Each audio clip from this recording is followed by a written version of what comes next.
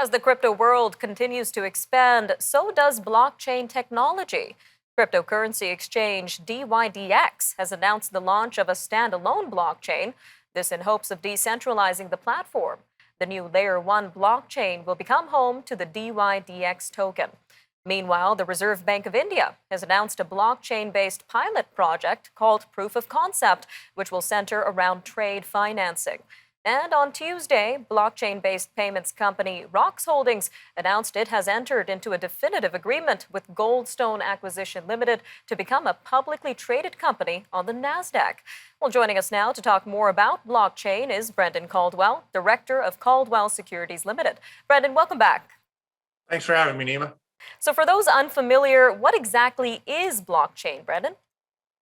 Well, it is a way of keeping track of data, information in a group or a block that are all linked together. Hence, the name is actually very descriptive, blockchain. The difference, whereas previously this entity or this company or this database would hold on to it, this is what they call a distributed ledger. This is broadly held and accessible, keeping track of these bits of information, this record, this block, in a way that is decentralized, so not held by one entity, but available or accessible across a broader range of users.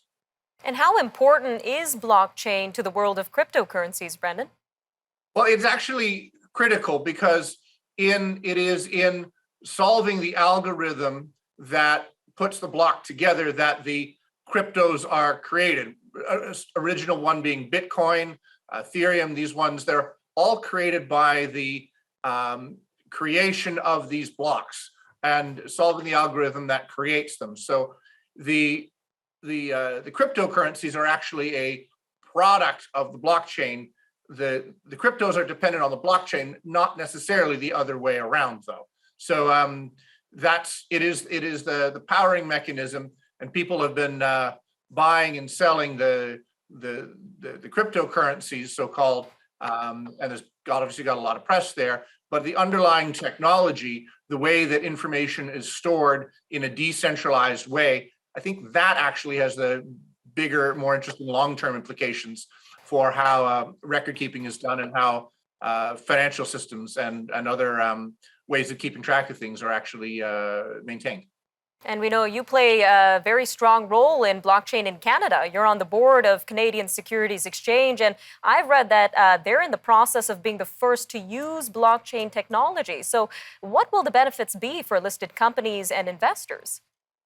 Very specifically, lots of people use blockchain technology, but in the securities business, it's kind of a strange thing where most things happen instantaneously in the world at large.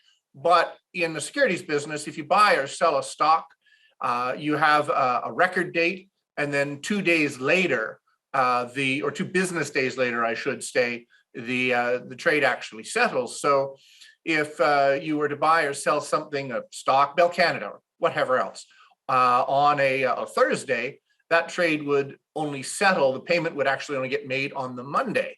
And if it's a long weekend, then not till the Tuesday. So if then 2 or 3 or 4 and 5 days later, this trade is still outstanding, and financial institutions need to have the capital available to potentially settle that trade. And as Shakespeare wrote, "'Tis many a slip twixt the cup and the lip," and stuff can go wrong. Whereas using blockchain technology, which the CSE is looking to start to do quite presently, Canadian Securities Exchange is looking to do, will allow potentially the securities records to be kept more or less real time. Initially, it's not going to be about trading. It'll be more the reorganization functions, dividends, stock options, warrants, royalties. But the ability to buy or sell and have something like instantaneous settlement will not only free up a lot of capital, but also free up a lot of man hours that are spent making these things settle 2 or 3 or 5 days later. All right, Brendan, we've got a quick 30 seconds left here, but what are you watching for as this industry continues to expand and grow? I think I'm looking for the rebound. So we've been through this a few times where new technologies, even in my lifetime, we have personal computers, the internet, and now this blockchain distributed ledger technology, where there was a big bunch of noise about it, but then people didn't know how to use it.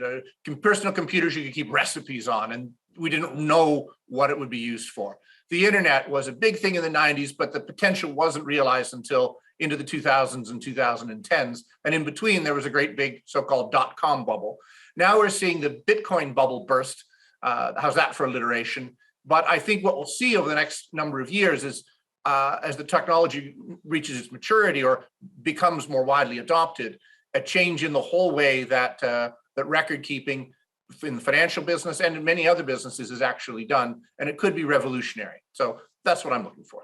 Lots to keep our eyes on, Brendan. Thank you again for joining us today on Forum Daily. Thank you, Nima.